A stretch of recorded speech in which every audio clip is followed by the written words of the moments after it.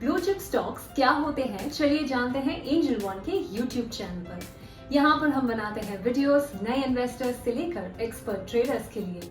और अगर आपको ऐसे एजुकेशनल वीडियोस देखने हैं तो चैनल को सब्सक्राइब और बेल आइकन को क्लिक करना ना भूलें, so that you can catch me on every Tuesday and Thursday.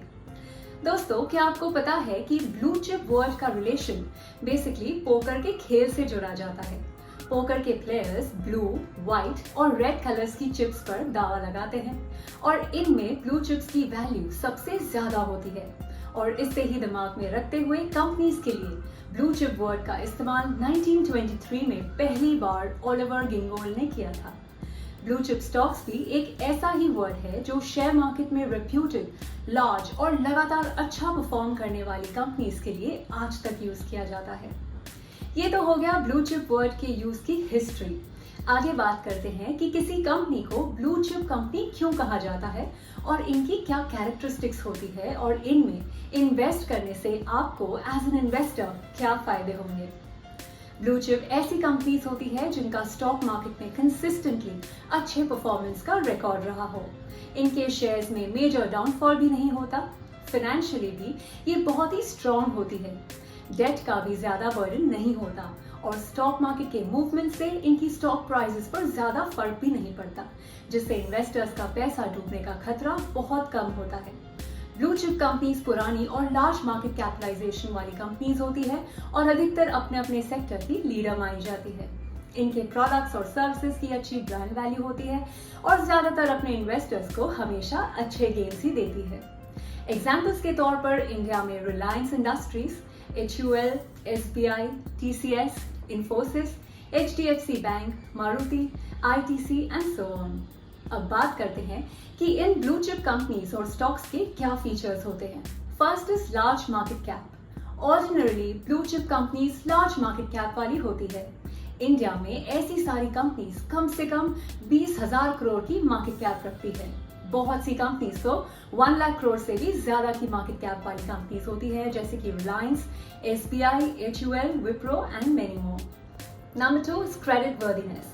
Blue chip companies के पास पर्याप्त कैपिटल होता है अपनी कोई भी फाइनेंशियल ड्यूज और ऑब्लिगेशंस को पे करने के लिए, और इसकी वजह से इन कंपनीज के शेयर्स की हाई क्रेडिट वर्दीनेस भी होती है। Number 3 is stable returns.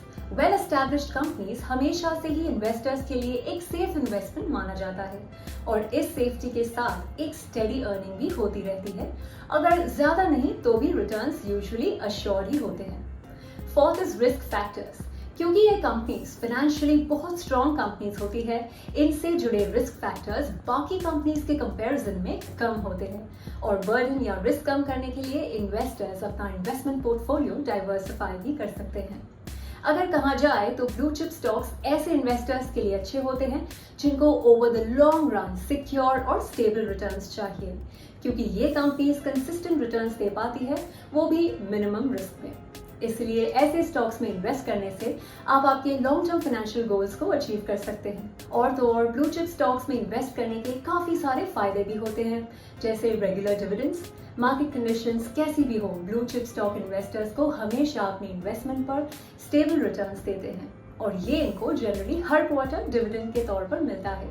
Next is liquidity. In companies की हाई मार्केट वैल्यू होती है, जिनके कारण इनकी अच्छी गुडविल होती है, जिसकी वजह से ब्लू चिप स्टॉक्स एक काफी अट्रैक्टिव इन्वेस्टमेंट ऑप्शन भी साबित होता है और इसी कारण ब्लू चिप स्टॉक्स काफी लिक्विड होते हैं और इनमें बाइंग और सेलिंग आसानी से हो जाती है। Next advantage is advantage of portfolio diversification. Blue chip companies अलग अलग बिजनेस चैनल से रेवेन्यू जनरेट करती है या रेवेन्यू कॉन्सेंट्रेशन डाइवर्सिफाइड होते हैं, जिसके कारण एक पर्टिकुलर सेक्टर या सेगमेंट का लॉस या रिस्क किसी और बिजनेस सोर्स या सेगमेंट से सेट ऑफ हो सकता है। इससे इन्वेस्टर्स इनडायरेक्टली इन्वेस्टिंग के रिस्क को भी स्प्रेड आउट कर देते हैं।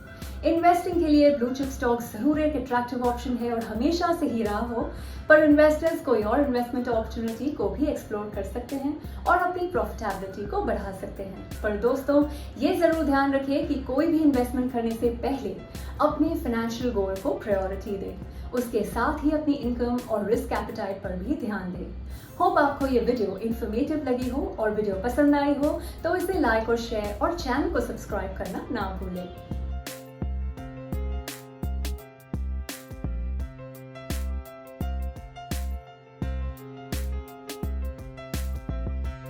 Investments in securities market are subject to market risks. Read all the related documents carefully before investing.